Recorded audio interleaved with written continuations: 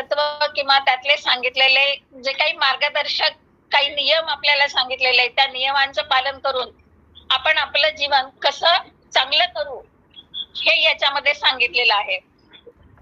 त्याच्यासाठी त्यांनी काय म्हणे, शंकर आणि पार्वती गप्पा मारत बसले होते, पण शंकरांचं काही लक्षच नव्हतं पार्वतीकडे. ते त्यांच्या विचारात होते. आणि मग पार्वतीला आला राग. ती म्हणे मी एवढी बाजूला बसलेली आहे आणि तरी सुद्धा तुमचं लक्ष कुणीकडे आहे. म्हणून तिने विचारलं की असं कोणाच्या विचारामध्ये तुम्ही गुंतलेले आहात की मी बाजूला बसलेली असताना माझ्याकडे बघायचं किंवा माझा विचार करायचा सोडून देऊन तुम्ही दुसऱ्या कोणाच्या विचारात मग्न आहात. त्यावेळेला शंकरांनी सांगितलं, तेथ हरू म्हणे नेणीचे देवी जैसे का स्वरूप तुझे तैसे नित्य नूतन देखीजे गीता तत्व. शंकरांनी सांगितलं की मी गीता भगवद्गीतेचा विचार करतो आहे. कारण का की त्या गीतेकडे पाहिल्यानंतर किंवा त्यातलं ती गीता समजून घेत असताना वाचत असताना माझ्या एक गोष्ट लक्षात येते की ज्या ज्या वेळेला मी ती गीता वाचत जातो किंवा ते समजून घेत जातो त्यावेळेला प्रत्येक वेळी मला त्याच्यातून नवीनच काहीतरी सापडतं किंवा नवीन काहीतरी शिकायला मिळतं. आणि असं वाटतं की हे तर मागच्या वेळेला माझ्या लक्षातच आलं नव्हतं. म्हणजे भगवंताला असं वाटतं. तर आपण सामान्य माणसं आहोत, आपल्याला तर त्याचा अभ्यास करत असताना आज आपण वाचल्यानंतर जे समजलं तर उद्या वाचल्यानंतर असं वाटतं की हे तर काल आपल्याला समजलंच नव्हतं, ते आज आपल्याला समजतंय. म्हणजे गीता यासाठी 5000 वर्षापासून ती गीता आपल्यापर्यंत चालत आलेली आहे आणि मुख्य म्हणजे टिकून आहे. एखादा ग्रंथ 5000 वर्ष टिकून राहतो आणि त्यातली मार्गदर्शक तत्व आजही आपल्याला उपयुक्त ठरतात. त्यातच त्या ग्रंथाचं मोठेपण आपल्याला दिसून येतं. कारण काय होतं की 5000 वर्षापूर्वीची परिस्थिती, सामाजिक परिस्थिती असेल, माणसांची वागणूक असेल, स्वभाव असतील, नियम असतील, ते सगळे बघितल्यानंतर ते नियम आजच्या घडीला सुद्धा लागू होतात. हे त्याचं विशेष आहे या गीता तत्वाचं खरं म्हणजे किंवा या भगवद्गीतेचं. आणि म्हणूनच या इतर कुठल्याही ग्रंथावरती टीका ग्रंथ लिहिले गेले नसतील तितके जास्त टीका ग्रंथ या भगवद्गीतेवर लिहिले आहे. कारण प्रत्येक विद्वान व्यक्तीला, प्रत्येक पंडिताला त्याच्यात काहीतरी नवं गवसत गेलं आणि त्यांनी त्याच्यामधून काही नवीन नवीन लिहित गेले. म्हणून ही गीता आपल्यासाठी अत्यंत महत्वाची आहे. मग गीता शिकायची किंवा ती वाचायची म्हणजे फक्त आध्यात्मिक लोकांनी वाचायची का, संन्यासी लोकांनी वाचायची का, तर नाही. गीता ही आपल्या गृहस्थ धर्मी लोकांसाठी सांगितलेली आहे. कारण की गीता ही फक्त आपल्याला संन्यास धर्म स्वीकार असं कधीच सांगत नाही. ती कर्तव्य कर्म कर सांगते आणि त्याही पेक्षा व्यवहार ज्ञान शिकवते आपल्याला. कारण काय की ती व्यवहार करायला शिकवते, आपल्या न्याय्य हक्कासाठी लढायला शिकवते ती. तसं जर नसतं तर भगवंतांनी अर्जुनाला तुझं राज्य मिळवण्यासाठी तू लढलं पाहिजे असं सांगितलंच नसतं. म्हणून मग ही गीता जी आहे ती आपल्या आयुष्यामध्ये मार्गदर्शक म्हणून अत्यंत महत्वाची आहे. बाकी कुठल्याही ग्रंथांचा अभ्यास नाही केला तरी चालेल, पण या भगवद्गीतेचा अभ्यास प्रत्येक माणसाने करावा. त्याच्यामुळे काय होतं की आपल्या विचारात, आपल्या आचारात, आपल्या वृत्तीमध्ये फरक पडत जातो आणि आपल्या वागण्यामध्ये फरक होऊन आपलं जीवन यशस्वी होतं. आता ही भगवद्गीता जी आहे ती सगळ्यात पहिल्यांदा कृष्णाने अर्जुनाला सांगितली. म्हणजे कृष्ण आणि अर्जुन दोघच जण होते तेव्हा. आणि ती सांगितली तो दिवस होता कार्तिक कृष्ण चतुर्दशी. म्हणजे चतुर्दशीच्या दिवशी, एरवी आपण चतुर्दशी हा मुहूर्त, चतुर्दशी अमावस्या हे मुहूर्त शुभ समजत नाही, पण श्रीकृष्णाने ही गीता चतुर्दशीच्या दिवशी अर्जुनाला सांगितली. आणि त्यावेळेला संजय हा युद्धभूमीवर होता 10 दिवस. भीष्मपतनाच्या नंतर संजय धृतराष्ट्राकडे आला आणि मार्गशीर्ष एकादशीला संजयाने धृतराष्ट्राला ही गीता सांगितली. म्हणून आपण तो दिवस म्हणजे जी सगळ्या लोकांमध्ये जी गीता सांगितली गेली तो दिवस आपण गीता जयंती म्हणून साजरी करतो.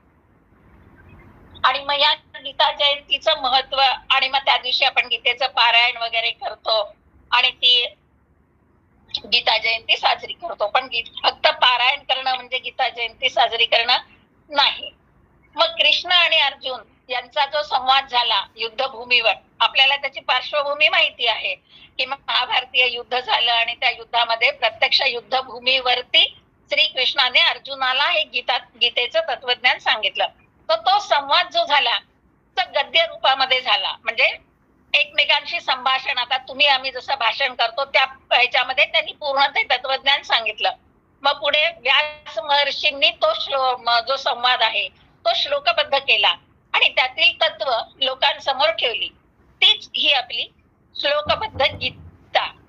आणि ती गीता मग श्रीकृष्णाने सांगितलेली गीता आणि ही वेदव्यासांनी आपल्या समोर ठेवलेली गीता, ही दोन्ही एकच कसे, त्यात काही फरक असू शकत नाही का, असाही काही प्रश्न म्हणजे उपस्थित होतो. पण त्या ठिकाणी कृष्ण आणि वेदव्यास हे दोघेही विष्णूचे अवतार असल्यामुळे एकाच विष्णूने दोन वेगळ्या अवतारामध्ये सांगितलेली ही कथा आहे किंवा ही तत्व आहेत, म्हणून त्याच्यामध्ये काही फरक असण्याचा काही संबंध येतच नाही. आता अमावस्येच्या दिवशी युद्धाला सुरुवात झाली. मग श्रीकृष्णाला काय माहित नव्हतं का की कृष्णाने मुहूर्त काढून दिला होता युद्धाचा. मग अमावस्येला का सुरुवात केली, तर युद्धाची हाक किंवा युद्धाचा प्रस्ताव हा दुर्योधनाकडून आलेला होता. आणि ज्याच्याकडून प्रस्ताव आला किंवा ज्याच्याकडून युद्धाची हाक आली त्याच्यासाठी मुहूर्त हा महत्वाचा होता. दुर्योधनाकडून प्रस्ताव आला होता आणि दुर्योधन जिंकावा असं काही कृष्णाला वाटतच नव्हतं किंवा कोणालाच वाटत नव्हतं, म्हणून त्यांनी अमावस्येचा मुहूर्त काढून दिला होता. पांडवांवरती त्याचा काही परिणाम होणार नव्हता. कारण का की पांडव फक्त त्यांनी युद्ध केलं म्हणून त्याचा प्रतिकार करणार होते. हे युद्ध जे आहे ते कौरव आणि पांडव या दोन व्यक्तींमधलं नाहीये, तर ते अधर्माविरुद्ध धर्माची लढाई आहे. गीता आपल्याला जगायला शिकवते, जीवन जगायला शिकवते, मार्गदर्शन करते असं आपण जेव्हा म्हणतो त्यावेळेला समाजामध्ये जेव्हा आपण वागत असतो किंवा वावरत असतो त्यावेळेला जिथे जिथे अधर्म असेल त्याच्या विरुद्ध आपण लढलो म्हणजे अधर्माविरुद्ध धर्माची लढाई आहे असं म्हणायला हरकत नाहीये. मग आता हे जे आहे कौरव आणि पांडव यांच्यामध्ये युद्ध होऊ नये, आता आधी ही सगळी पार्श्वभूमी सांगते आणि मग नंतर आपण प्रत्यक्ष गीतेच्या अर्थाकडे वळणार आहोत किंवा त्या श्लोकांकडे वळणार आहोत. तर कौरव आणि पांडव यांच्यामध्ये युद्ध होऊ नये असं म्हणून खूप प्रयत्न केले गेले. म्हणजे प्रत्यक्ष श्रीकृष्ण सुद्धा समेट घडवून आणण्यासाठी गेला होता कौरवांकडे, पण दुर्योधन काहीच ऐकून घेण्याच्या मनस्थितीमध्ये नव्हता. कारण काय की त्याचं कारण पुढे येईल तुम्हाला की त्याची मनस्थिती अशी काय झाली होती ते. मग युद्ध अटळ आहे ही गोष्ट निश्चित झाल्यानंतर तरीही शेवटचा प्रयत्न म्हणून वेदव्यास ऋषी मुनी सुद्धा धृतराष्ट्राकडे आले होते आणि त्याला सांगितलं होतं की युद्ध थांबव, कारण हे युद्ध जर घडलं तर संपूर्ण कुळाचा नाश होणार आहे. युद्धात काय होणार आहे, कसा कसा संहार होणार आहे, कोण मरणार आहे, कोण विजयी होणार आहे, हे सगळ्या गोष्टी वेदव्यासांनी धृतराष्ट्राला सांगितलेल्या होत्या. या युद्धाचे परिणाम भयंकर होतील हे सुद्धा सांगितलेलं होतं. पण धृतराष्ट्र मात्र हे ऐकण्याच्या मनस्थितीतच नव्हता. मग शेवटी व्यासांनी सांगितलं की तू ऐकण्याच्या मनस्थितीत नाहीस, पण या युद्धामध्ये किती भयंकर परिणाम होणार आहेत हे जर तुला बघायची इच्छा असेल तर मी तुला दिव्य दृष्टी देतो. कारण धृतराष्ट्र आंधळा होता, त्याला दिसत नव्हतं, पण त्यावेळेला वेदव्यासांनी सांगितलं होतं की मी देतो तुला ती दिव्य दृष्टी आणि इथे बसून तुला युद्धभूमीवर काय चाललं आहे ते सगळं प्रत्यक्ष बघता येईल. तेव्हा धृतराष्ट्राने नकार दिला होता की मला ते युद्ध पाहण्याची इच्छा नाहीये, कारण युद्धाचे हे भयंकर परिणाम आणि आपल्या कुलाचा नाश मी डोळ्यांनी पाहू शकत नाही.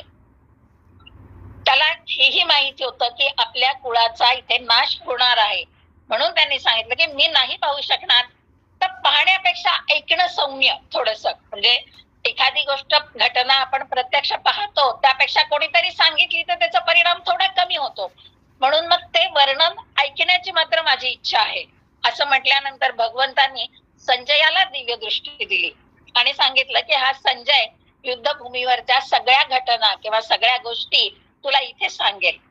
त्या संजयाला दिव्य दृष्टी दिली होती, म्हणजे फक्त दृष्टींनी संजयाला ते दिसत होतं असं नाही, तर त्याला तिथे त्या युद्धभूमीवरती असणाऱ्या व्यक्तींच्या मनात काय चालू आहे ते देखील समजत होतं.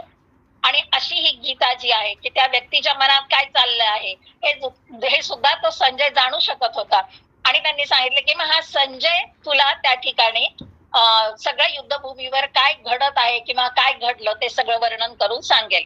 अशी ही गीता धृतराष्ट्र आणि संजय आणि अर्जुन श्रीकृष्ण त्यांच्या संवादातून ती पुढे जाते. आता वेदव्यासांनी या 18 अध्याय जे लिहिले गीतेचे, तर त्यांनी प्रत्येक अध्यायाला एक विशिष्ट असं नाव दिलंय.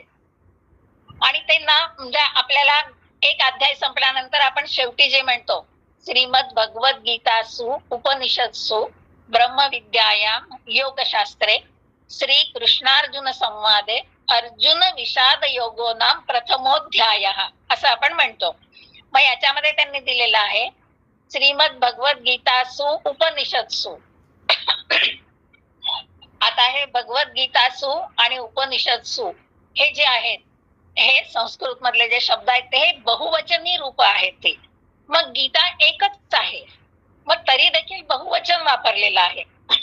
आणि इथे उपनिषद या शब्दाचा अर्थ म्हणजे उपनिषद म्हणजे 10 उपनिषद आहेत ती वेगळी आणि ह्यालाही एक उपनिषद 11वं म्हटलं जातं गीतेला. उपनिषद याचा अर्थ आहे रहस्य विद्या. मग यात अनेक रहस्य सांगितली आहेत, एक नाही अनेक रहस्य सांगितलेली आहेत, जे जीवन जगण्याची तत्व सांगितलेली आहेत म्हणून बहुवचन वापरलं. आणि ती आपल्याला आणि पुढे त्यांनी सांगितलं की ही जी गीता आहे ती आपल्याला संसारातून परब्रह्माकडे जाण्याचे उपाय सांगते. जे संसार करत असताना संसारातील कर्तव्य कर्म करत करत भगवंतापर्यंत आपल्याला कशा पद्धतीने जाता येईल ते उपाय ती सांगते. म्हणून ब्रह्मविद्या किंवा ब्रह्मयोग आणि मग मोक्ष मार्गाकडे जाण्याचे उपाय किंवा मार्गदर्शन त्याच्यामध्ये केलेलं आहे. आता या अध्यायाला अर्जुन विषाद योग असं नाव दिलंय. विषाद या शब्दाचा अर्थ आहे दुःख. पण दुःख म्हणजे साधं सुद्धा दुःख नाही तर मनात खोलवर रुजलेलं दुःख. आता या दुःखाच्या 3 पायऱ्या असतात, दुःख, शोक आणि विषाद. दुःख म्हणजे ते थोडा काळ टिकतं, काही वेळ 1-2 दिवस टिकेल, मला फार दुःख झालं असं आपण म्हणतो आणि त्या दुःखातून बाहेर पडूया असं म्हणून बाहेर पण पडतो. तर ते वरवरचं दुःख असतं थोडा काळ टिकणार. शोक हा त्याच्यापेक्षा जास्त काळ टिकतो. आणि विषाद जो आहे तो दीर्घकाळ मनामध्ये घर करून राहतो. एकदा मनुष्याला विषाद झाला एखाद्या गोष्टीचा, दुःख झालं तर तो विसरून जातो, शोक झाला तरी काही काळानंतर तो त्यातून बाहेर पडतो. पण त्याला जर विषाद झाला तर तो त्या विषादामध्ये इतका बुडून जातो की त्याच्यामुळे त्याची विचार करण्याची सारासार बुद्धी सुद्धा नष्ट होऊन जाते. आणि मग त्या वेळेला त्याच्या कडनं अनेक चुका घडू शकतात. वास्तविक आपण फक्त इथे नाव जे दिलेलं आहे ते अर्जुन विषाद योग असं म्हटलेलं आहे. पण विषाद हा 3 लोकांना झालेला होता त्या काळी. एक धृतराष्ट्र, दुसरा दुर्योधन आणि अर्जुन. फक्त तिघांची व्यक्त होण्याची पद्धत आणि त्यांनी निवडलेले मार्ग हे मात्र वेगळे वेगळे होते. आता धृतराष्ट्राला विषाद झाला होता कारण त्याचं असं आहे, महाभारतामध्ये त्याचं कारण आहे. कारण काय की एकतर तो ज्येष्ठ होता पण अंध असल्यामुळे त्याला राज्यपद मिळालं नाही. तर त्याचा लहान भाऊ पांडू याला राजा होता आलं. ही एक खंत त्याच्या मनामध्ये होती धृतराष्ट्राच्या की आपण मोठे असून आपल्याला राज्यपद मिळालं नाही. मग आपल्यानंतर किमान आपल्या मुलाला म्हणजे दुर्योधनाला राज्य मिळावं असं त्याला वाटत होतं. पण तो मान युधिष्ठिराला मिळत होता. ही खंत त्याच्या मनामध्ये होती. आणि ह्या खंतेचं म्हणजे ही जी खंत आहे किंवा हा जो विषाद आहे त्याचं रूपांतर जे आहे ते त्याच्या मनामध्ये द्वेष भावना जागृत करण्यामध्ये झाली. की त्याच्या मनामध्ये द्वेष भावना निर्माण झाली की मला मिळालं नाही आणि माझ्यापेक्षा लहान असलेला भाऊ किंवा माझ्या त्या लहान भावाची मुलं यांना राज्य मिळतंय आणि मला आणि माझ्या मुलांना डावललं जातंय. हा विचार त्याच्या मनामध्ये किंवा अशामुळे त्या पांडवांबद्दल द्वेष भावना त्याच्या मनामध्ये निर्माण झाली. आणि एक केलं धृतराष्ट्रांनी की तो द्वेषाचा अग्नी आयुष्यभर विजू दिला नाही. ते द्वेषाचं बीज त्यांनी मनामध्ये जो अग्नी आहे तो तसाच धगधगत ठेवला. इतकंच नाही तर दुर्योधनाच्या मनामध्ये सुद्धा त्या द्वेषाचं बीज त्यांनी पेरलं आणि त्याचा परिणाम दुर्योधनावरती झाला की वडिलांनी आपल्या मुलाच्या मनामध्ये ते बीज जे रुजवलं त्याच्यामुळे दुर्योधन हा अति महत्वाकांक्षी झाला आणि कोणत्याही मार्गाने का होईना पण राज्य मला मिळालं पाहिजे आणि त्यासाठी मी प्रयत्न करणारच हा विचार त्याच्या मनामध्ये पक्का झाला. मार्ग कोणताही मार्ग हे महत्वाचं की त्याच्या मनामध्ये विचार काय झाला की द्वेष निर्माण झाला त्यांच्याबद्दल आणि कोणताही मग चुकीचा का मार्ग असे ना त्या चुकीच्या मार्गाने का जरी मला राज्य मिळालं तरी चालेल पण मी त्यासाठी प्रयत्न करेन. त्याचे परिणाम भयंकर होतील हे तोही जाणून होता, धृतराष्ट्रही जाणून होता. पण इतकं जरी होत असलं तरी धृतराष्ट्र काहीही करू शकत नव्हता. कारण का तर तो आगतिक होता. कारण त्यांनी ते बीज इतकं खोलपर्यंत रुजवलेलं होतं धृतराष्ट्राच्या मनामध्ये, दुर्योधनाच्या मनामध्ये की आता धृतराष्ट्राला मागे फिरायची इच्छा असूनही तो मागे फिरू शकत नव्हता. तो हतबल होता. धृतराष्ट्राला दुर्योधनाला सांगून देखील दुर्योधन आता ऐकण्याच्या मनस्थितीत नव्हता. म्हणून मग त्याने सांगितलं की आता जे होईल ते होईल बाबा, आता मला म्हणजे विनाश झाला तरी आता माझ्या हातात कोणतीच गोष्ट नाही असं म्हणून हातपाय गाळून तो बसून राहिला. हा झाला धृतराष्ट्राचा विषाद. आता दुर्योधनालाही विषाद झाला असं आपण म्हणतो. दुर्योधन पराक्रमी होता पण त्याच्या मनामध्ये द्वेषाचं जे बीज रोवलेलं होतं त्यामुळे तो अति महत्वाकांक्षी झाला आणि राज्य मिळवण्याच्या उद्देशाने किंवा ते राज्य मलाच मिळालं पाहिजे या उद्देशाने त्याने चुकीच्या माणसांना जवळ केलं. त्यांची सल्लामसलत घ्यायला लागला तो आणि त्यांनी ज्या ज्या लोकांच्या जीवावरती युद्धाची हाक दिली किंवा त्याला वाटत होतं की ह्या लोकांचा मला पाठबळ असल्यामुळे मी नक्कीच जिंकू शकेल तर त्या लोकांना त्या युद्धातून बाजूला व्हावं लागलं आणि त्यामुळे आपला पराभव अटळ आहे हे दुर्योधनाला पण दिसत होतं. कारण ज्या कर्णाच्या जीवावर आपण युद्ध जिंकू असं त्याला वाटत होतं तो कर्ण हा 10 दिवस युद्धभूमीच्या बाहेर होता. कारण भीष्माचार्यांनी त्याला अर्धरथी म्हटलं आणि मग त्याला आपला अपमान वाटला आणि त्याने सांगितलं की जोपर्यंत भीष्माचार्य युद्धभूमीवर आहेत तोपर्यंत मी काही या युद्धभूमीवर येणार नाहीये असं सांगितल्यानंतर तो 10 दिवस बाहेर होता आणि संजय सुद्धा 10 दिवस युद्धभूमीवरच होता. 10 दिवसांनंतर संजय धृतराष्ट्राकडे आला भीष्मपतनानंतर आणि नंतर त्यांनी ते सगळं वर्णन त्याला धृतराष्ट्राला सांगितलेलं आहे. आणि जो कर्ण जो आहे तो युद्धभूमीच्या बाहेर होता आणि दुर्योधनाला माहित होतं की भीम आणि अर्जुन यांच्या बरोबर युद्ध करण्यासाठी हा कर्णच खरं म्हणजे बलवान आहे किंवा योग्य आहे. पण कर्णाने ज्या ज्या काही विद्या मिळवल्या होत्या त्या प्रत्येक विद्येमागे त्याला एक एक शाप मिळालेला होता आणि त्याच्यामुळे ज्या वेळेला निर्णायक युद्ध होईल त्यावेळेला त्या युद्धामध्ये कर्ण काही आपला फारसा प्रभाव दाखवू शकणार नाही असं दुर्योधनाला वाटत होतं आणि आपला पराभव अटळ आहे हेही दुर्योधनाला माहित होतं. पण दुर्योधनाच्या मनातली द्वेषाची भावना आणि त्याचा अहंकार त्याला युद्धापासून परावृत्त करायला तयार नव्हता. युद्ध मागे घेण्याचा निर्णय तो घेऊ देत नव्हता. म्हणून त्याला विषाद झाला.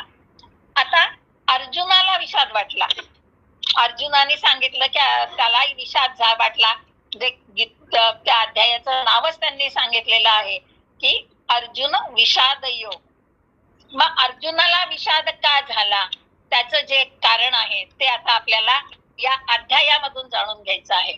आता गीतेचा जो पहिला आणि त्याच्यानंतर आपल्याला हा धृतराष्ट्राला झालेला विषाद, दुर्योधनाला झालेला विषाद, अर्जुनाला झालेला विषाद याचं म्हणजे याचं विवेचन केल्यानंतर त्याचा आपल्या आयुष्याशी काय आपण कशा पद्धतीने ते जोडू शकू त्याचं विवेचन आपल्याला करायचंय. आता गीतेचा पहिला जो श्लोक आहे तो आहे धर्मक्षेत्रे कुरुक्षेत्रे समवेता युयुत्सवः मामकाः पांडवाश्चैव किम कुर्वत संजय. आता याचा सरळ सरळ अर्थ जर पाहिला तर असा आहे की धर्मक्षेत्र असलेल्या त्या कुरुक्षेत्रावर माझी मुलं आणि पांडव यांनी काय केलं असा या श्लोकाचा सरळ अर्थ आहे. पण हा गीतेचा जो पहिला श्लोक आहे, त्या पहिल्या श्लोकातल्या पहिल्या 2 शब्दामध्येच गीता संपते खरं म्हणजे. धर्मक्षेत्रे कुरुक्षेत्रे हे 2 जे शब्द आहेत ते शब्दच आपल्याला संपूर्ण आपल्या जीवनामध्ये मार्गदर्शन करायला महत्वपूर्ण ठरतं. की काय मार्गदर्शन केलंय याची सूचना पण याच्यातून आपल्याला मिळते. मग धर्मक्षेत्रे कुरुक्षेत्रे, धर्मक्षेत्र असलेल्या या कुरुक्षेत्रावरती असा त्याचा अर्थ झाला. पण आपण याचा दुसरा अर्थ असा एक लागू शकतो की आपल्याला भगवंताने म्हणजे याच्यातून काय उपदेश केलेला आहे, तर क्षेत्रे क्षेत्रे धर्मम कुरु अशी सूचना आपल्याला त्यांनी दिलेली आहे की तुम्ही कुठल्याही क्षेत्रात काम करत असा, धर्माचरणाने वागलात, सरळपणाने साधेपणाने सत्याने वागलात तर तुमचा विजय हा निश्चित आहे. हा एक त्याच्यातून अर्थ आहे की तुमचा विजय जर निश्चित व्हायचा असेल तर क्षेत्रे क्षेत्रे, मग यांनी इथे युद्धभूमी असं सांगितलेलं नाहीये. वास्तविक आपण जन्माला आल्यानंतर या संसारामध्ये राहून जे काही आपलं जीवन जगत असतो ते एक प्रकारचं युद्ध असतं. ही एक युद्धभूमीच आहे असं म्हणायला हरकत नाहीये. आणि ही एक आपली परीक्षा पण असते. फक्त काय असतं की या परीक्षेचा पेपर म्हणजे अभ्यासक्रम आपल्याला आधी मिळत नाही, तर आधी आपली परीक्षा होते आणि नंतर आपल्याला कळतं की अरे हा असा अभ्यास होता का आपला त्याच्यामध्ये. तर याच्यामध्ये त्यांनी जे सांगितलेलं आहे की क्षेत्रे क्षेत्रे धर्मम कुरु, प्रत्येक क्षेत्रामध्ये तुम्ही धर्माचं आचरण करा, धर्माने वागा आणि मग त्या धर्माने जर तुम्ही वागत गेलात तर तुम्हाला यश अत्यंत सहजपणाने मिळू शकतं. दुसरा अर्थ आहे आता धर्मक्षेत्रे कुरुक्षेत्रे. आता कुरुक्षेत्र ही जी कुरुभूमी आहे, हे कुरुक्षेत्र जे आहे ते अत्यंत पवित्र असं स्थान आहे आणि आपल्याकडे यज्ञ यागादी कर्म करण्यासाठी, पुण्यात्मक काही कर्म करण्यासाठी मनुष्य देह धारण करावा लागतो. आपला मानव देह हा श्रेष्ठ देह म्हणजे जन्म आहे असं आपण म्हणतो. त्याचं कारण आपलं कल्याण जर करून घ्यायचं असेल तर ते कोणत्या मार्गाने करता येतं, तर या मनुष्य देहाच्या माध्यमातूनच आपल्याला ते कल्याण करून घेता येतं. म्हणूनच अनेक देवदेवतांना सुद्धा स्वर्गामध्ये यज्ञ यागादी कर्म करता येत नाहीत, तर त्यांना इथे यावं लागतं आपल्या भूमीवरती. या कुरुक्षेत्री ते येतात आणि या ठिकाणी यज्ञ यागादी कर्म करतात. म्हणून ही भूमी जी आहे, कुरुक्षेत्र जे आहे ते अत्यंत पवित्र आहे. आणि अशा या पवित्र वातावरणामध्ये किंवा त्या पवित्र अशा क्षेत्रावरती धर्मयुद्ध चालू आहे. म्हणजे अधर्माविरुद्ध धर्माचं युद्ध चालू आहे. कारण अधर्माची बाजू दुर्योधनाची आहे आणि धर्माची बाजू जी आहे ती पांडवांची आहे आणि त्या दोघांमध्ये युद्ध चालू आहे. मग आता आपण ज्या वातावरणात राहतो त्या वातावरणाचा परिणाम आपल्या मनावरती किंवा आपल्या वृत्तीवरती, आपल्या वागण्यावर होत असतो. हे आपल्या म्हणजे अनुभवाचं आहे. आपण जेव्हा मंदिरामध्ये जातो त्यावेळेला त्या ठिकाणी अत्यंत सात्विक असं वातावरण असतं आणि त्याचा परिणाम काही काळ का होईना आपल्याला त्या ठिकाणी होत असतो. किंवा मग आपण एखाद्या बारमध्ये गेल्यानंतर तिथे आपल्याला फार काळ म्हणजे सात्विक वृत्तीचा माणूस असेल तर त्या ठिकाणी फार काळ राहू शकत नाही. कारण का की तिथल्या जो वातावरणाचा किंवा तिथल्या लहरींचा जो परिणाम, नकारात्मक परिणाम, वाईट परिणाम जो होतो तो होत असतो इथे. म्हणून मग त्या वातावरणामध्ये सात्विक लहरी आहेत कोणत्या, कुरुक्षेत्राच्या ह्याच्यावर, आणि त्या सात्विक लहरींचा परिणाम व्यक्तीच्या मनावर निश्चित होतो आणि सकारात्मक भाव निर्माण होतो. मग या ठिकाणी जो पहिला प्रश्न धृतराष्ट्राने जो विचारलेला आहे की धर्मक्षेत्रे कुरुक्षेत्रे समवेता युत्सवाः मामकाः पांडवाश्चैव किम कुर्वत संजय, तर त्याच्यात या ठिकाणी धृतराष्ट्राला असं विचारायचं आहे, तो विचारतोय की काही म्हणजे परिणाम, काही बदल घडून आलेत का याच्यामध्ये. कारण त्याला माहितीये की माझा मुलगा सात्विक वृत्तीचा नाहीये, पण पांडव हे सात्विक वृत्तीचे आहेत आणि या भूमीवरती ते सात्विक वृत्तीचे असल्यामुळे त्यांच्यावरती अनुकूलच परिणाम होणार आहे. आणि दुर्योधन इत्यादी लोक जे आहेत ते तामसी वृत्तीचे आहेत, त्यांच्यावर प्रतिकूल परिणाम होणार आहे. हे धृतराष्ट्राला सुद्धा माहिती आहे. युद्धाचे भयंकर परिणाम हे त्याला माहिती आहेत. आणि अजून एक महत्वाचं कारण म्हणजे त्याच्या मनामध्ये भीती जी आहे किंवा अधीरता जी दिसते की काय काय झालं आतापर्यंत 10 दिवसामध्ये ते तुम्हाला सांग इथे, तर त्याचं कारण असं आहे की त्याला हे निश्चित माहिती आहे की ज्या वेळेला म्हणजे श्रीकृष्णाची मदत मागायला, आता महाभारतामधला थोडासा प्रसंग, की श्रीकृष्णाची मदत मागण्यासाठी म्हणून दुर्योधन आणि अर्जुन दोघही जण तिथे गेलेले होते त्याच्याकडे, कृष्णाकडे, की तू कोणाच्या बाजूने आहेस. त्यावेळेला दुर्योधनाने त्याचं सैन्य मागितलं होतं, पण अर्जुनाने सांगितलं की तू एकटा जरी आमच्या बाजूने आलास तरी हरकत नाहीये, आम्हाला तू एकटा पाहिजेस. मग प्रत्यक्ष भगवंत अर्जुनाच्या बाजूने उभे होते. तिकडे सगळं सैन्य, भगवंतांनी त्यांचं सगळं सैन्य अर्जुनाला, दुर्योधनाला दिलेलं होतं, आणि या ठिकाणी प्रत्यक्ष भगवंत अर्जुनाच्या बाजूने उभे होते. त्यामुळे त्याला माहिती होतं की या ठिकाणी पांडवांचा विजय निश्चित होणार आहे. तरी पण धृतराष्ट्राला आणि दुर्योधनाला दोघांनाही वाटत होतं की इथे तडजोड व्हावी आणि काहीतरी राज्याचा अर्धा भाग आपण पांडवांना द्यावा, हे त्यांना मान्यच नव्हतं. म्हणून मग इथे एक गोष्ट लक्षात घ्यायची, आपल्यालाही माहिती आहे की तिथे विजय जो झाला तो पांडवांचा झाला आणि सत्याच्या बाजूचा विजय होतो, हेही सगळं जरी मान्य असलं तरी एक गोष्ट आपणही, म्हणजे ज्या वेळेला आपल्या संसारामध्ये कर्म करत राहतो त्या ठिकाणी एक गोष्ट लक्षात ठेवायची आहे की ज्या ठिकाणी भगवंताचं अधिष्ठान असतं, जिथे भगवंत प्रत्यक्ष आपल्या पाठीशी असतो, त्याचे आशीर्वाद आपल्या पाठीशी असतात, त्यावेळेला कुठल्याही क्षेत्रामध्ये आपला विजय होत असतो.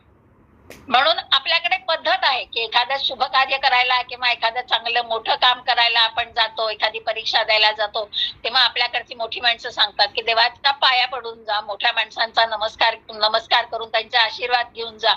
त्यामागे हीच म्हणजे भावना असते की भगवंताचं अधिष्ठान, केवळ भगवंताला नमस्कार करायचा असा भाव नसतो त्याच्यामध्ये, तर त्यावेळेला प्रार्थना करायची असते की भगवंता, मी आता या कामासाठी चाललो आहे आणि मला तुझ्या मदतीची गरज आहे, तर तू माझ्या बरोबर चल. त्याला बरोबर आपल्याला घेऊन जायचं असतं. प्रवासाला निघताना सुद्धा आपल्याकडे पद्धत आहे की आपण देवाला पाया पडतो आणि मग घराच्या बाहेर पडतो. तर त्याही ठिकाणी मनोमन प्रार्थना करायची असते की भगवंता, आम्ही अमुक गावाला म्हणजे अमुक ठिकाणी चाललेलो आहोत, प्रवासाला निघालोय, तर तुम्ही आमच्या बरोबर चला. म्हणजे भगवंत प्रत्यक्ष आपल्या बरोबर असल्यानंतर आपलं कार्य, आपला प्रवास हा निर्विघ्नपणे पार पडणार आहे, ही श्रद्धा त्यामागे असते, ही भावना त्यामागे असते. आणि इथे सुद्धा तसंच आहे की प्रत्यक्ष श्रीकृष्ण अर्जुनाचे सारथी झाले आहेत. त्याच्यामध्ये युद्धामध्ये आपल्याला माहिती आहे त्याच्या रथाचं सारथ्य, अर्जुनाच्या रथाचं सारथ्य त्यांनी केलेलं आहे.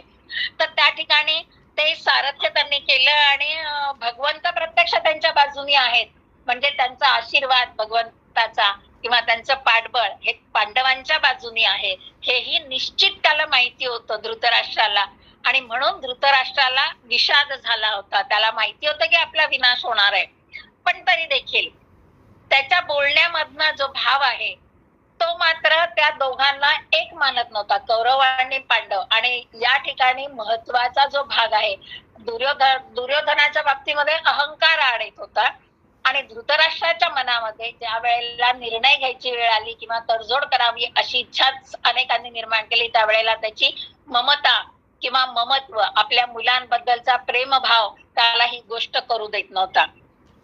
वास्तविक कौरव आणि पांडव हे एकाच कुरुवंशातलेच होते, पण धृतराष्ट्राने पहिल्या श्लोकामध्ये जो प्रश्न विचारला त्या ठिकाणी त्यांनी दोघांना वेगळं केलं. त्यांनी माझी सगळी मुलं, म्हणजे पांडव देखील त्याचीच होती खरं म्हणजे, त्याच्या भावाची म्हणजे, पण त्यांनी विचारलं माझी मुलं आणि पांडव यांनी काय केले. म्हणजे त्यांनी तिथेच त्या दोघांना वेगळं काढलं. पांडवांना तो कुरुवंशीय मानतच नव्हता, असं त्यांनी संजयाला विचारलं.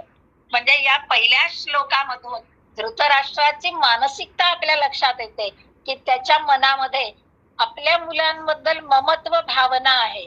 आणि ज्या ठिकाणी ममत्वाची भावना असते किंवा माझे आहेत ही भावना जेव्हा पक्की दृढ असते, त्यावेळेला काही कठीण प्रसंगी निर्णय घेणं हे अवघड होऊन जातं. व्यवहारामध्ये आपण आपल्या मुलांबरोबर वागत असताना आपण ही गोष्ट आपण नेहमी लक्षात ठेवली पाहिजे. ह्या धृतराष्ट्राच्या वागण्यावरून, दुर्योधनाच्या वागण्यावरून आपल्या एक गोष्ट लक्षात यायला पाहिजे की मुलांबरोबर आपलं वर्तन असं असलं पाहिजे किंवा आपण मुलांशी वागताना असं वागलं पाहिजे की मुलं चुकत असतील तर ठामपणाने आपल्याला त्यांना सांगता आलं पाहिजे की हे तुमचं चुकतंय आणि तुम्ही हे काम करू नका. त्या ठिकाणी आपल्याला त्यांच्यावरचं प्रेम किंवा ममत्व आड आणून चालत नाही. काही वेळेला कठोर निर्णय घ्यावे लागतात, एखादा मुलगा जर वाईट मार्गाने जात असेल, मुलगा असो मुलगी असो कोणीही असो, आपलं अपत्य जर वाईट मार्गाने जात आहे, आपल्या लक्षात येत आहे ती गोष्ट की याचा मार्ग चुकतोय, त्यावेळेला त्याला समजावून सांगणं आणि समजलं नाही तर काही कठोर निर्णय घेणं, पण त्या मार्गावरून त्याला परावृत्त करणं हे आई वडील म्हणून आपलं कर्तव्य असतं. आणि ते जर कर्तव्य आपण नीटपणाने पाडलं नाही तर त्यांचा विनाश आपल्या डोळ्यांनी आपल्याला बघावा लागतो. आता विनाश म्हणजे मृत्यू असाच अर्थ नाहीये, तर त्यांची अधोगती, त्यांचा त्रास, त्यांचं दुःख हे देखील एक प्रकारचा विनाशच आहे.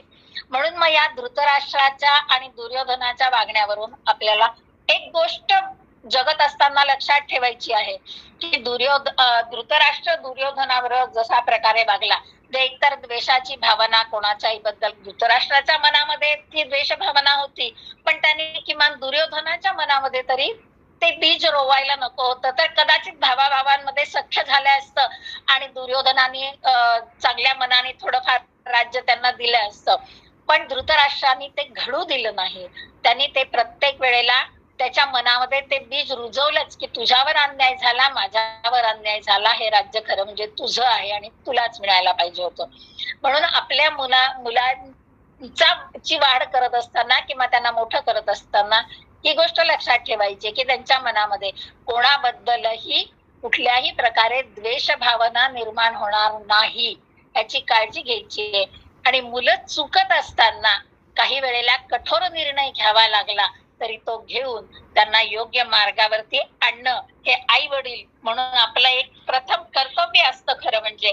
आणि आजकाल काय झालंय की मग एकुलती एक मुलं, लाडकी मुलं, थोडस विषयांतर होत आहे तरी पण सांगते की लाडकी मुलं, मग मुलं जे करतायत ते करू दे, किंवा मुलं आमची ऐकतच नाहीत म्हणून मग आम्ही त्यांच्या बाबतीत काहीच करू शकत नाही, म्हणजे त्या ठिकाणी आपण धृतराष्ट्र होतो.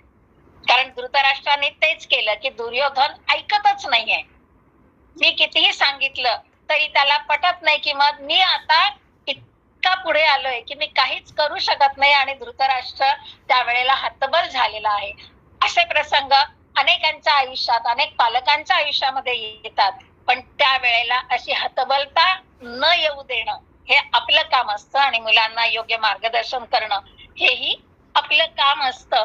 हे इथे सांगितलेलं आहे आपल्याला या गीतेच्या माध्यमातून किंवा या पहिल्या श्लोकाच्या माध्यमामधून, त्याच्या पार्श्वभूमीमधून, की तुम्ही जगत असताना किंवा आयुष्य जगत असताना मार्गदर्शन गीता आपल्याला काय करते, तर आपल्याला गीता समजून घ्यायची. तो श्लोक फक्त पाठ करायचा आहे आणि फक्त धृतराष्ट्र आणि संजय किंवा अर्जुन श्रीकृष्ण यांच्यामधलाच तो संवाद आहे असं न समजता मी याच्यामध्ये काय शोधायचं आहे किंवा मला याच्यातनं काय मार्गदर्शन मिळणार आहे किंवा मी याच्यातनं काय शिकायचं आहे त्याचा विचार आपल्याला करता आला पाहिजे. आणि तसा विचार करणं म्हणजेच गीता समजून घेणं आहे खरं म्हणजे. मग आता ज्या वेळेला पहिल्यांदा धृतराष्ट्राने विचारलं की काय केलं, म्हणजे धर्मक्षेत्रे कुरुक्षेत्रे समवेतायुत्सवः मामकः पांडवाश्चैव किम कुर्वत संजय. मग आता याच्यानंतर संजय सांगायला सुरुवात करतोय की संजय उवाच दृष्ट्वा तु पांडवानीकं व्यूढं दुर्योधन सदा आचार्यम उपसंगम्य राजा वचनम अब्रवीत. आता मागच्या 10 दिवसाचं वर्णन संजय करतोय. तेव्हा संजय सांगतो की दुर्योधनाने काय केलं की पांडवांचं सैन्य पाहिलं सगळं आणि द्रोणाचार्यांच्या जवळ जाऊन तो सांगतोय. आता मग पुढे त्यांनी सगळं दुर्योधनाने आपल्या सैन्याचं सगळं वर्णन त्यांना सांगितलेलं आहे. पांडवांच्या सैन्यामधल्या मुख्य योद्ध्यांची सगळी नावं त्यांना सांगितलेली आहेत. ते सगळं वर्णन त्यांनी केलेलं आहे. आणि त्याच्यानंतर मग पुढे अर्जुनाचा संवाद येतो, म्हणजे श्रीकृष्ण आणि अर्जुनाचा संवाद येतो. तर संजय धृतराष्ट्राला युद्धभूमीचं जेव्हा वर्णन करतो तेव्हा तो सांगतो की तो आपले सेनापती, म्हणजे त्यावेळेला द्रोणाचार्य सेनापती यांच्याकडे गेला आणि त्यांना सांगतोय, तो काय सांगतोय की पश्चैताम पांडुपुत्राणाम आचार्य महतीं चमुम व्यूढां द्रुपदपुत्रेण तव शिष्येण धीमता. म्हणजे त्यांनी सांगितलं की तुमच्या बुद्धिमान शिष्याने, म्हणजे द्रुपदपुत्राने उभी केलेली मोठी सेना पहा. त्यांचा दृष्टद्युम्न हा त्यांचा शिष्य, पांडवांच्या सेनेला तो मोठी सेना असं म्हणतोय या ठिकाणी. कोण दुर्योधन म्हणतोय. का बरं म्हणतोय तसं? वास्तविक संख्याबळ जर पाहिलं तर कौरवांकडे जास्त होतं आणि पांडव सेनाच्याकडे संख्या म्हणजे सैन्याची संख्या कमी होती. मग तरी देखील तो पांडवांच्या सेनेला मोठी सेना असं म्हणतो. महतीम चमू असा जो म्हणतोय की मोठी जी सैन्य आहे ते पहा. तर असं का? मग संख्याबळ जर कौरवांकडे जास्त होतं तर पांडव सेना मोठी का? तर संख्येने जरी कौरव सेना जास्त असेल तरी देखील शक्तीने मात्र पांडव सेनाच मोठी आहे किंवा श्रेष्ठ आहे, बलवान आहे, हे दुर्योधन जाणून होता आणि ती बलवान होती. केवळ संख्या जास्त असून उपयोग नाही, तर त्याचा गुणात्मक दृष्ट्या ती श्रेष्ठ असली पाहिजे कोणतीही गोष्ट. आणि प्रत्यक्ष भगवंत त्यांच्या बाजूने होता, म्हणून जिकडे भगवंत तिकडचं पारड जड हे त्यालाही माहिती होतं, म्हणून तो पांडवांच्या सेनेला जो आहे तो मोठी सेना असं म्हणतो. मग आता आधी सांगितल्यासारखं की एखादी गोष्ट जर परिपूर्ण व्हायची असेल तर त्यासाठी भगवंताचं त्या ठिकाणी अधिष्ठान असावं लागतं, त्यांचा कृपा आशीर्वाद असावाच लागतो. आणि या ठिकाणी तो हेच सुचवतोय की पांडवांची सेना जी आहे त्या पांडवांच्या बाजूने प्रत्यक्ष श्रीकृष्ण आहे आणि त्या श्रीकृष्ण तिथे असल्यामुळे त्यांची सेना ही परिपूर्ण आहे आणि आपली नुसतीच संख्येने मोठी आहे. तेव्हा सावध राहा असा सावधतेचा इशारा तो देतोय. आणि मग त्याच्यामध्ये त्यांनी नंतर सांगितलेलं आहे कोण कोण आहे तिथे. त्यांनी प्रत्येक श्लोकांचा अर्थ सांगायचा आहे का, गरज आहे का? कारण काय, श्लोकांचे सरळ सरळ अर्थ बऱ्याच ठिकाणी मिळतात. ज्या ठिकाणी महत्वाचं आहे तिथे सांगते आणि बाकीचं फक्त वाचून शब्दशः अर्थ सांगून पुढे जाते. इथे त्यांनी सांगितलं अत्र शूरा महेश्वासा भीमार्जुन समायुधी युधानो विराटश्च द्रुपदश्च महारथः दृष्टकेतुश्चेकितान काशीराजश्च वीर्यवान उर्जित कुंतीभोजश्च शैब्यश्च नरपुंगवः युधामन्युश्च विक्रांत उत्तमोजाश्च वीर्यवान सौभद्रो द्रौपदेयश्च सर्व एव महारथः. या ठिकाणी त्यांनी पांडवांच्या सेनेचं वर्णन केलेलं आहे की या सैन्यामध्ये कोण कोण आहे. तर मोठमोठे धनुष्य घेतलेले भीम, अर्जुन यासारखे शूरवीर आहेत. सात्यकी, विराट, द्रुपद, दृष्टकेतू, चेकितान, काशीराज, पुरुजित, कुंतीभोज, शैब्य, युधामन्यू, सुभद्रा पुत्र अभिमन्यू आणि द्रौपदीचे 5 पुत्र हे सगळे महारथी आहेत आणि हे सगळे पांडवांच्या बाजूने लढणार आहेत. आणि विशेष म्हणजे हे सगळेच पांडवांवरती प्रेम करणारे आहेत, पांडवांना मानणारे आहेत. आणि इकडे जे आहे आता इकडचं वर्णन तो करतोय की अस्माकं तु विशिष्टाये तान्निबोध द्विजोत्तम नायका मम सैन्यस्य संज्ञार्थम तान ब्रवीमिते. की आपल्यातील महत्वाचे जे कोण कोण आहेत ते मी तुम्हाला सांगतो म्हणून सांगतो. न भवान भीष्मश्च कर्णश्च कृपश्च समितिंजयः अश्वत्थामा विकर्णश्च सौमदत्ती तथैवच. सांगतो आपण स्वतः द्रोणाचार्य, पितामह भीष्म, कर्ण, युद्धात विजयी होणारे कृपाचार्य, अश्वत्थामा, विकर्ण, सौमदत्ताचा मुलगा भूरिश्रवा इत्यादी लोक आपल्या याच्यात आहेत. अन्येच बहवः शूरा मदर्थे त्यक्त जीविताः नानाशस्त्र प्रहरणाः सर्वे युद्ध विशारदाः. आणि इतरही जे त्यांचे जीव म्हणजे माझ्यासाठी जीवावर उदार झालेले शूरवीर आहेत, म्हणजे आपल्याकडचे सुद्धा सगळे शूरवीर आहेत. या ठिकाणी त्यांनी हे सगळं सांगण्याचं दुर्योधनाने कारण काय की त्यांना माहिती आहे की द्रोणाचार्य, भीष्म हे आपल्या बाजूनी जरी लढत असेल तर भीष्माचार्यांनी तर सांगितलंच होतं की मी पांडवांच्या बाजूनी आहे, पण मी तुझं अन्न खातो म्हणून युद्धामध्ये मी तुझ्या बाजूने उभा राहणार आहे. म्हणजे जरी शरीराने ते कौरवांच्या बाजूने लढत असतील तरी सुद्धा मनाने मात्र पांडवांच्याच बाजूने होते. ते सगळे पांडवांच्या बद्दलच त्यांच्याही मनामध्ये प्रेम होतं. म्हणून दुर्योधनाला इथे जाणीव करून द्यायची आहे की तुम्ही माझ्या बाजूने लढणार आहात, तेव्हा त्या ठिकाणी त्यांचा पराजय कसा होईल हे तुम्हाला बघायचं आहे, हे ते सांगतायत त्या ठिकाणी. तो सांगतोय तिथे, पण तरी देखील त्याला माहिती आहे की यांच्या मनामध्ये अर्जुनाच्या बद्दल किंवा युधिष्ठिराबद्दलच प्रेम आहे आणि ते त्यांच्याच बाजूने आहेत. आणि भीष्म आणि द्रोण यांना देखील असंच वाटत होतं की पांडव जिंकावेत आणि दुर्योधन जिंकू नये, पण तो त्यांच्या राज्यामध्ये ते राहत असल्यामुळे आणि त्यांनी भीष्माचार्यांनी तर स्पष्टच सांगितलं होतं की मी फक्त तुझं अन्न खातो म्हणून तुझ्या बाजूने युद्धभूमीवर उभा राहणार आहे, युद्ध करणार आहे, पण मी पांडवांपैकी कोणालाही मारणार नाही, हे त्यांनी आधीच स्पष्ट केलं होतं.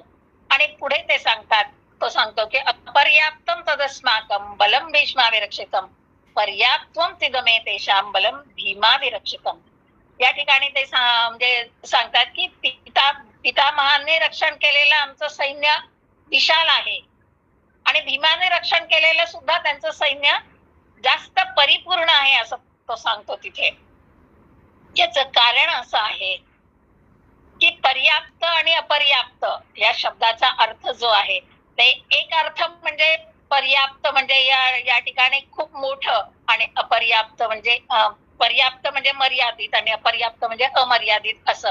जो स्वतःचं सैन्य अमर्यादित आहे असं म्हणतो ते केवळ संख्येच्या दृष्टीने आहे आणि यांचं पर्याप्त आहे किंवा मर्यादित आहे कारण यांचे संख्याबळ कमी होतं. पण या ठिकाणी एक अर्थ असा आहे की पर्याप्त म्हणजे परिपूर्ण आणि तो सांगतोय की म्हणजे पांडवांचं सैन्य जे आहे ते पर्याप्त आहे म्हणजे परिपूर्ण आहे आणि आपलं जे आहे भीष्मांनी रक्षण केलेलं आपलं जे सैन्य आहे ते अपरिपूर्ण आहे आणि तरी देखील तुम्ही तुमचं मनोधैर्य खचू देऊ नका, हे त्यांनी इथे सांगितलेलं आहे. आणि हे सांगत असताना पुन्हा एकदा एक गोष्ट अधोरेखित होते की भगवंताशिवाय कशालाच पूर्णत्व येत नाही आणि ही गोष्ट दुर्योधन सुद्धा जाणून होता आणि त्यामुळे दुर्योधनाने सुद्धा म्हणजे सांगितलं की बाबा त्यांच्या बाजूने भगवंत आहे म्हणून त्यांची सेना परिपूर्ण आहे, आपल्याकडे भगवंत नाही, आपल्याकडे फक्त संख्याबळ आहे म्हणून आपली सेना म्हणजे परिपूर्ण नाही, पण तरी देखील तुम्ही तुमचं मनोधैर्य खचू द्यायचं नाहीये आणि आपल्याला युद्धामध्ये पराभव पत्करायचा नाही असं जरी वरवर तो म्हणत असला तरी सुद्धा त्याच्या मनामध्ये मात्र भीती आहेच आहे नेहमीसाठी. मग आता हे इतकं सांगितल्यानंतर मग आता त्यांनी सांगितलं की आपापल्या ठिकाणी सगळ्यांनी उभं राहायचं म्हणून मग अयनेषु सर्वेषु यथा भाग व्यवस्थितः भीष्ममेवाविरक्षन्तु भवन्तः सर्व एव हि. मग तुम्ही काय करायचंय, बाकी सगळ्यांना सूचना दिल्या आहेत त्यांनी की तुम्ही फक्त भीष्म पितामहांचं रक्षण करायचंय सर्व बाजूने कारण ते सेनापती आहेत. मग पुढे आता युद्धाला प्रत्यक्ष सुरुवात होतीये त्यावेळेचं जे वर्णन केलेलं आहे ते थोडस आपण बघूया की तस्य संजनयन हर्षम कुरुवृद्ध पितामहा सिंहनादम विनोद्योच्चै शंखम दद्मौ प्रतापवान. या ठिकाणी कौरवांमधले वृद्ध आणि महापराक्रमी जे भीष्म पितामह त्यांनी दुर्योधनाला बरं वाटावं म्हणून मोठी गर्जना केली आणि शंख वाजवला. त्यांच्याकडनं युद्धाला सुरुवात झालेली होती कौरवांकडनं म्हणून त्यांनी आधी सुरुवात करायची म्हणून आधी शंख त्यांनी वाजवला कौरवांनी की आता आम्ही तयार आहोत युद्धाला आणि कुठल्याही क्षणी युद्धाला सुरुवात होईल. मग आता भीष्माचार्यांनी शंख वाजवला. मग आता पुढच्या श्लोकातलं वर्णन बघा, ततः शंखाश्च भैर्यश्च प्रणवान खगोमुखाः सहसैवाभ्यहन्यन्त सशब्दस्तुमुलो भवत. त्यानंतर मात्र कोणी शंख वाजवले, कोणी नगारे वाजवले, कोणी ढोल वाजवले, मृदंग वाजवले, शिंग वाजवली, म्हणजे सगळी निरनिराळी वाद्य कौरव सेनेमध्ये वाजायला लागली. पण इकडे पांडव सेनेची काय परिस्थिती होती तर ततश्वेतैर्हययुक्ते महती स्यंदने स्थितौ माधव पांडवश्चैव दिव्यौ शंखौ प्रदद्मतुः. मग काय केलंय त्यांनी की पांढरे घोडे असलेल्या उत्तम रथात बसलेल्या श्रीकृष्णांनी आणि अर्जुनांनी त्यांचे दिव्य शंख वाजवले. मग आता अर्जुनाने आणि कृष्णाने शंख वाजवल्यानंतर कौरवांच्या सेनेमध्ये मात्र भीष्माचार्यांनी शंख वाजवल्यानंतर निरनिराळी वाद्य प्रत्येकाने वाजवली. पण या ठिकाणी पांडवांच्या बाबतीत मात्र पांचजन्यम ऋषिकेशो देवदत्तम धनंजयः पौंड्रम दद्मौ महाशंखम भीमकर्मा वृकोदरः अनंत विजयम राजा कुंती पुत्र युधिष्ठिरः नकुलसह देवश्च सुघोषवणे पुष्पको. म्हणजे कृष्णांनी पांचजन्य नावाचा शंख वाजवला, अर्जुनाने देवदत्त नावाचा शंख वाजवला आणि भीमाने पौंड्र नावाचा शंख वाजवला, युधिष्ठिराने अनंत विजय नावाचा आणि नकुल सहदेवाने सुघोष आणि मणिपुष्पकौ या नावाचे शंख वाजवले. पुढे बाकीच्यांनी सुद्धा सगळ्यांनी काश्यश्च परमेश्वासा शिखंडीच महारथा दृष्टद्युम्न विराटश्च सत्यकिश्चा पराजितः द्रुपदो द्रौपदेयाश्च सर्वश पृथ्वीपते सौभद्रश्च महाबाहू शंखाम दद्मो पृथक पृथक.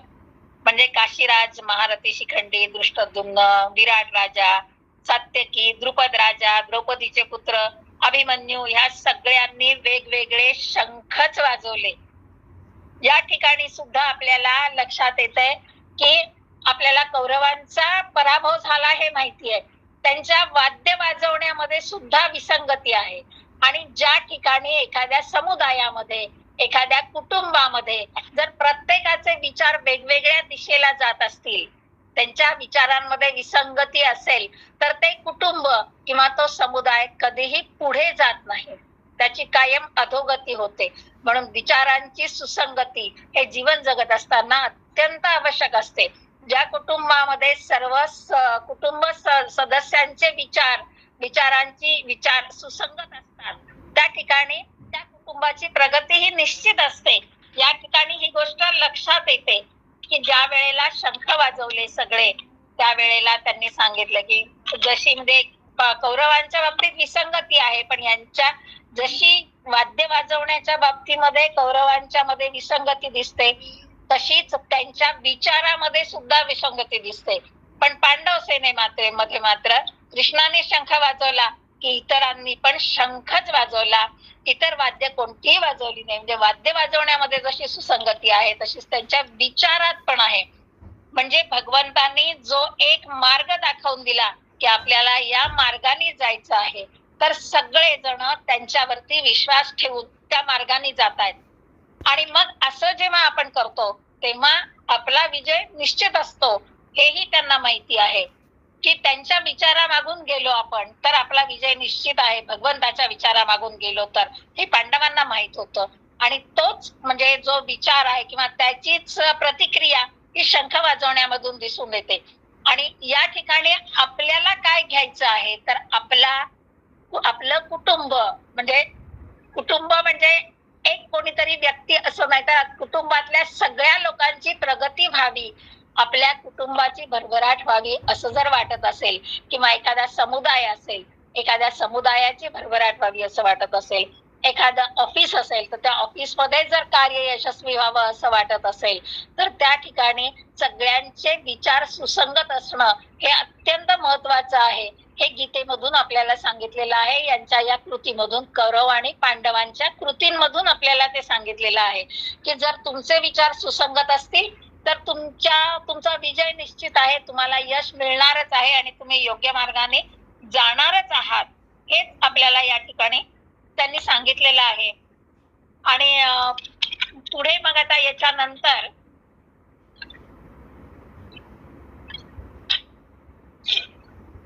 अर्जुन आणि श्रीकृष्ण यांचा संवाद आपल्याला बघायला मिळतोय.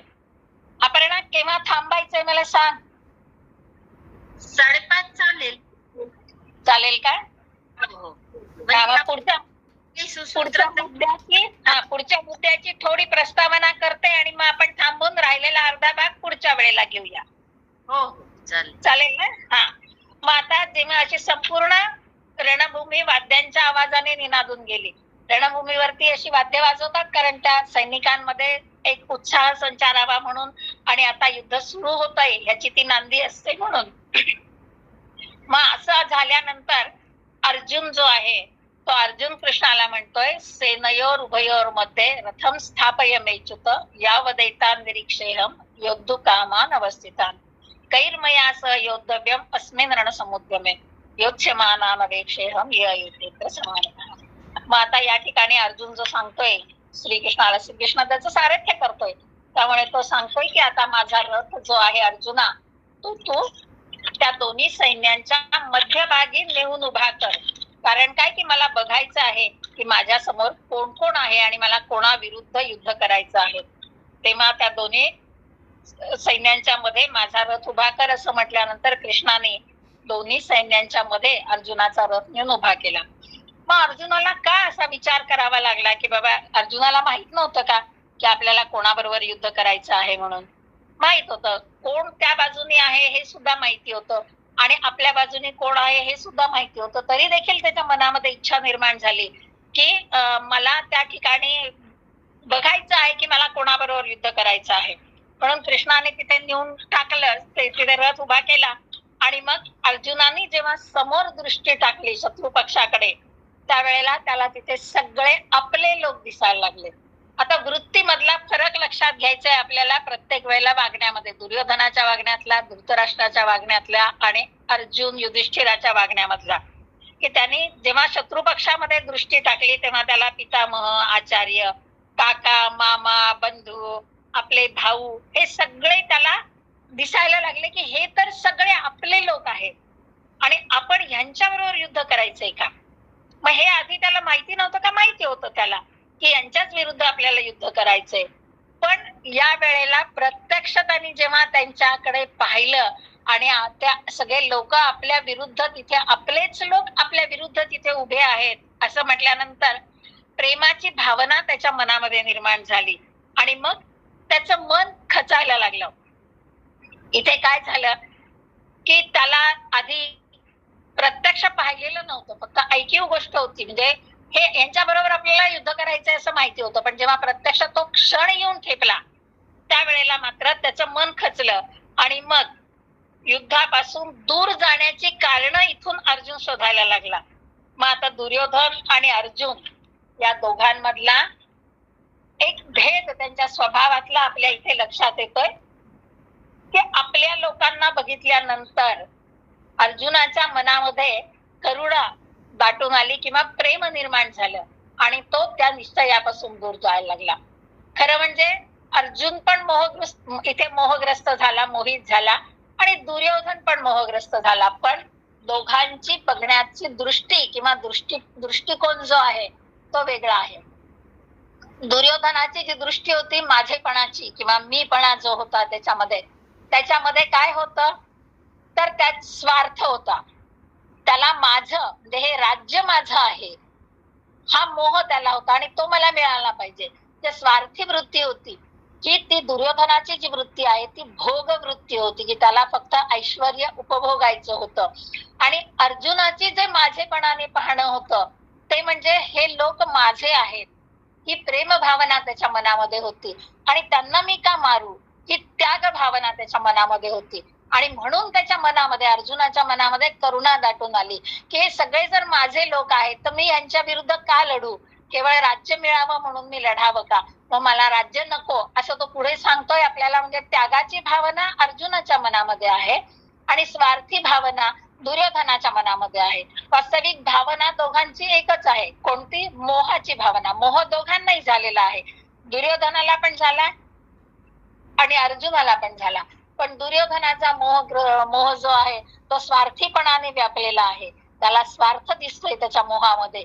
आणि अर्जुनाचा जो मोह आहे तो मात्र त्यागामधून आलेला आहे किंवा तो मोह की त्याला भांडण नको आहे किंवा संहार नको आहे अशी एक वृत्ती त्याच्या मनामध्ये दिसून येते. म्हणून त्याच्या मनामध्ये करुणा दाटून आली अर्जुनाच्या मनामध्ये आणि तो म्हणतो दृष्ट्वेव सजनम कृष्ण युत्सुम समुपस्थितम सीदंती मम गात्राणे मुखम च परिशुष्यति वे पतुश्च शरीरे मे रोमहर्षश्च जायते. हा जो श्लोक आहे तो अत्यंत महत्वाचा आहे. ह्याचं कारण असं आहे की जे अर्जुनाची जी अवस्था त्यांनी इथे दिलेली आहे ती अवस्था आपल्या आयुष्यामध्ये नेहमी येते की अर्जुनाची त्यावेळेला जशी अवस्था झाली किंवा त्याचं मन कसं संभ्रमित झालं आणि त्या आपल्या लोकांना बघितल्यानंतर त्याच्या मनामध्ये मोह निर्माण झाला, आपलेपणाची भावना निर्माण झाली आणि मग ज्या वेळेला त्याचे हातपाय गळून गेले तर तो मोहाचा जो योग आहे त्याच्यामध्ये त्या मोहाच्या क्षणी त्याच्या मनामध्ये जे विचार आले त्यामुळे अर्जुनाला मोह झाला, म्हणजे विषाद झाला. अर्जुनाला विषाद झाला असं सांगितलं होतं. दुर्योधनाचा आणि धृतराष्ट्राचा विषाद मी सांगितला होता की का झाला की धृतराष्ट्र हतबल होता आणि दुर्योधन अति महत्वाकांक्षी होता, त्याच्यामुळे अहंकारी झाला होता, त्याला पाय मागे घेता येत नव्हता. पण आता या ठिकाणी अर्जुनाला विषाद का झाला की त्याच्या मनामध्ये जो मोह निर्माण झाला, तो मोह निर्माण झाल्यामुळे म्हणजे आपलेपणाची भावना आपल्या लोकांबद्दल शत्रू पक्षात जरी असतील तरी त्यांच्या आपलेपणाची भावना त्याच्या मनामध्ये निर्माण झाली आणि त्याच्या मनाचा जो भावनिक गोंधळ निर्माण झाला त्याला विषाद असं म्हटलेलं आहे. आणि त्या म्हणजे मनाची विषाद, त्या अर्जुनाच्या बाबतीत विषाद याचा अर्थ असा दुःख असं न घेता मनाची गोंधळलेली अवस्था हा त्याचा अर्थ आहे विषादाचा अर्जुनाच्या बाबतीत. आणि आता या ठिकाणी मात्र अर्जुनाच्या मनाचा गोंधळ निर्माण झालेला आहे की आता मी काय करावं, कारण सगळे लोक माझे लोक दिसत आहेत मला समोर आणि अशा वेळेला मी लढावं का लढू नये, म्हणजे प्रत्यक्ष युद्ध सुरू होण्याच्या क्षणी हा मनामध्ये त्याचा विचार आलेला आहे केवळ आपलेपणाच्या भावनेमधून आणि त्यामुळे त्याला विषाद झाला. आणि मग त्याच्या मनाची अवस्था काय झाली आणि त्यांनी त्या युद्धापासून परावृत्त होण्यासाठी काय काय कारण शोधली आणि श्रीकृष्णाने त्याचं समर्थन देत. श्रीकृष्ण इथे काहीच बोलत नाहीयेत पहिल्या अध्यायामध्ये, संपूर्ण जे तो अध्याय जो आहे आता पुढचं जे सगळं सांगतोय अर्जुनच बोलतोय आणि तो त्याची अवस्था सांगतोय सगळी की अर्जुनाला कशा पद्धतीने म्हणजे त्याचा मानसिक गोंधळ झाला, भावनिक गोंधळ झाला आणि अशा क्षणी तो सांगतो की मला योग्य असा निर्णय घेता येत नाहीये अर्जुन म्हणजे कृष्णा, आणि मी काय करावं, काय योग्य निर्णय घेता येत नाही, ते सगळं ते अर्जुनाने जे सांगितलेलं आहे ते मला वाटतं आपण आता पुढच्या रविवारी बघू.